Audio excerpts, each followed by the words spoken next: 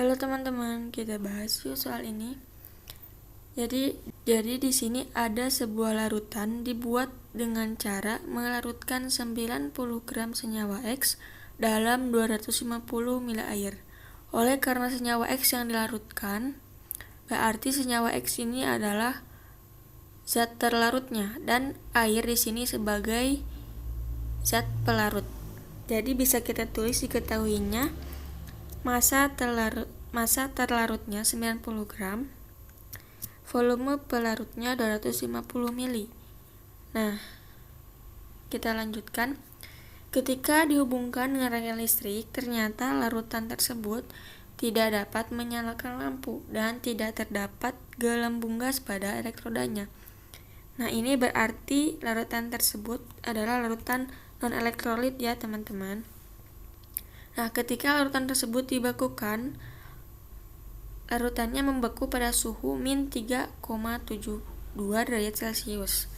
Jadi itu adalah TF-nya atau titik beku larutannya. Dan di sini diketahui juga KF pelarutnya yaitu 1,86 derajat Celcius per molar. Di sini ditanyakannya adalah MR atau massa molekul relatif. Nah, untuk menyelesaikan soal ini, kita gunakan konsep delta TF. Apa itu delta TF? Delta TF adalah penurunan titik beku, di mana ini merupakan salah satu sifat koligatif larutan. F di sini adalah freeze yang artinya beku. Untuk menyelesaikan soal ini, kita harus melewati beberapa langkah. Yang pertama itu kita harus menentukan delta TF-nya dulu. Barulah kita bisa menentukan MR-nya. Langsung saja ke langkah pertama, itu menentukan delta TF. Untuk menentukan delta TF, kita gunakan persamaan berikut. Delta TF sama dengan TF0 dikurangi TF. Apa itu TF0? TF0 itu adalah titik beku pelarut murni. Ini pelarutnya adalah air, jadi TF0 nya bisa kita tuliskan 0 derajat Celcius dikurangi TF nya yaitu min 3,72 derajat Celcius. Jadi hasilnya adalah 3,72 derajat Celcius. Nah, setelah delta TF nya diketahui, barulah kita bisa mencari MR nya.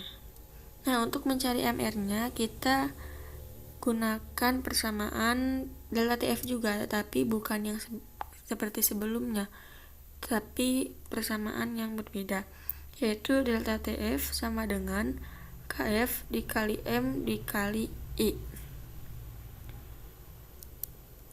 Nah, KF adalah konstantanya, M di sini kita ubah persamaannya ke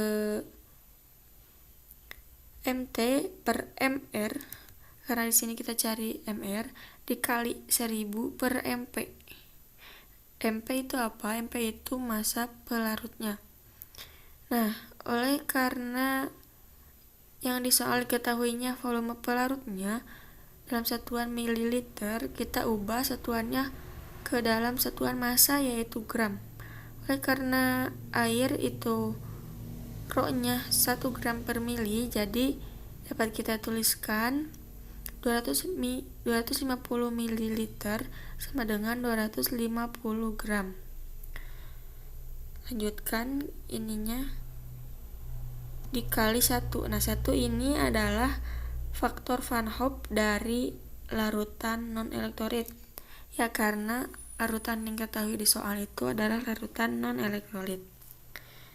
Nah, yang kita cari kan MR, jadi kita ubah persamaannya. Jadi MR-nya yang di sebelah kiri dan delta TF-nya yang ke sebelah kanan membagi yang lainnya. Jadi dapat kita tuliskan seperti ini persamaannya. MR sama dengan KF, ini maksudnya KF ya, dikali massa terlarut dikali 1000 dibagi delta TF dikali massa pelarut. Nah, tinggal kita masukkan nilai-nilainya. KF-nya 1,86 dikali MT, MT-nya 90 dikali 1000 per delta TF-nya 3,72 dan dikali MP, MP-nya 250. Nah, ini kalau kita hitung, kita dapatkan hasilnya 180. Jadi, MR dari senyawa X adalah 180.